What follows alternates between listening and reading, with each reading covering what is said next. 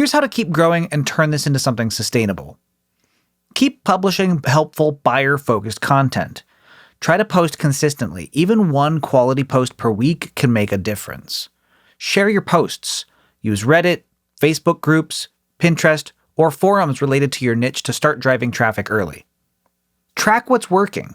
Use Google Search Console and Google Analytics so you can see which posts are getting clicks and which ones need improvement.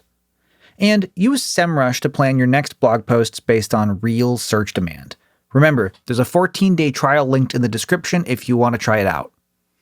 And here's something many tutorials won't tell you. Ranking on Google takes time. According to Ahrefs, only 5.7% of pages rank in the top 10 search results within a year, but the pages that do, most start seeing traction between 3 to 6 months, especially if they target low competition keywords. So, above all else, be patient, be consistent, and don't expect overnight traffic. This is a long game, but it's one that pays off when you keep showing up, keep publishing, and keep helping people solve real problems.